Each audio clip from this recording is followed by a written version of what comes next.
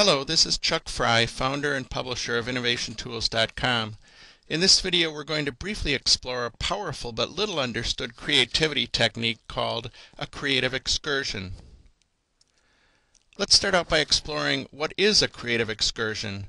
Quite simply, it's the act of taking your mind on a journey away from your problem or challenge in order to find new possibilities. It's a way of searching beyond the traditional parameters of the problem to find novel solutions. Excursions can take many forms. The simplest is trying to imagine how different people, such as movie characters, famous people from history, or well-known innovative business leaders, for example, from the present day, might solve a problem.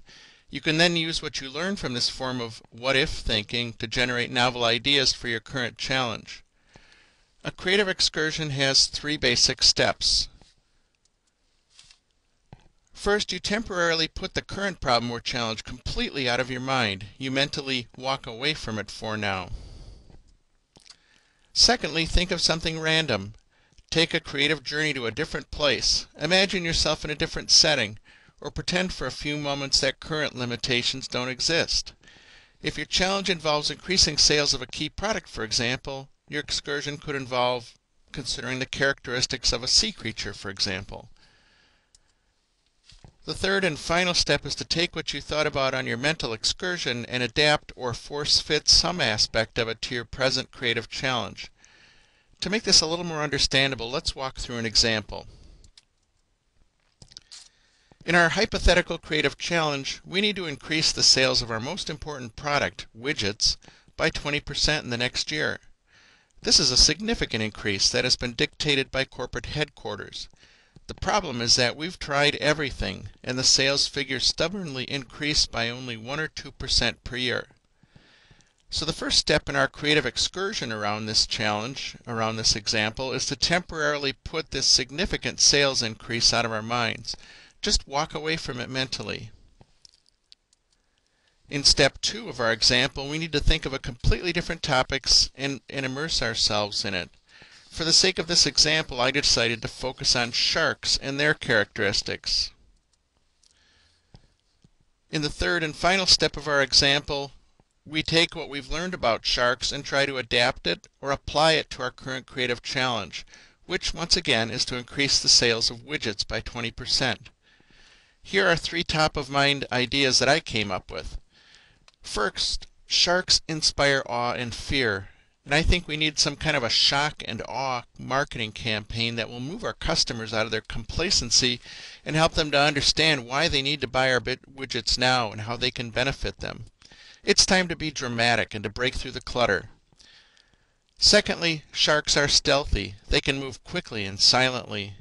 We need to implement our shock and awe marketing campaign quickly, so by the time our main competitor finds out what's going on, we will have increased our sales, but also our market share by a significant percentage. Finally, sharks like to tear apart their prey. I think we need to shred our existing assumptions about who our key customers are. After all, we've been selling to the same people for nearly 100 years. Perhaps we're a bit set in our ways. Perhaps there are some adjacent or complementary markets that we should really think about expanding into. In other words, other customers in different markets who can use our existing widgets without much modification. In short, we need to rip up the unwritten rules that govern how we've approached our prospective customers all these years and create a marketing and sales strategy that's much more focused on customer needs today and the communication channels that we have at our disposal today, such as smartphones and social media. So these are just three examples of how a creative excursion involving sharks could be applied to our sales problem. Why do creative excursions work so well? First of all, a creative excursion encourages you to incubate your idea by walking away from it for a while.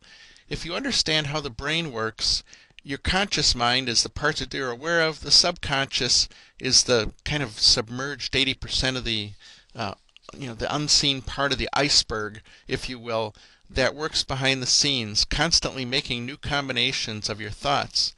And when you incubate an idea and walk away from it, consciously you're not focused on it anymore, but unconsciously your subconscious is continuing to work on it and mull it over. And that's a good thing. Secondly, creative excursions force you to approach your challenge from a novel perspective.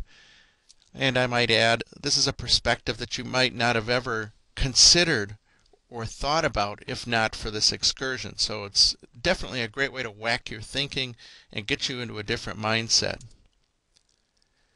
Finally, as I alluded to just a moment ago, a creative excursion leverages your brain's power of association, again, the subconscious mind, to make new combinations. As we talked about earlier in reviewing the principles of a creative excursion, and in our example, we're taking something of it from a completely different world and adapting or adopting or force-fitting it to our current challenge.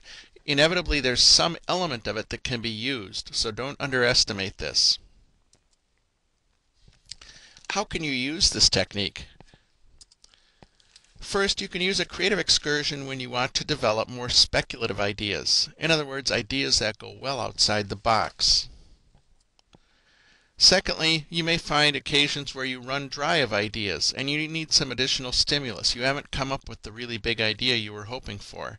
That's an excellent time to go on a creative excursion.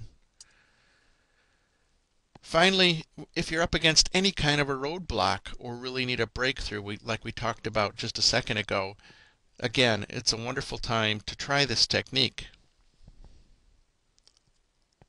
So that's it for our overview of a creative excursion. I just wanted to mention that you'll find more creativity techniques and inspiration in my new ebook called Creativity Hacks. You can learn more and purchase this new resource at creativityhacks.com.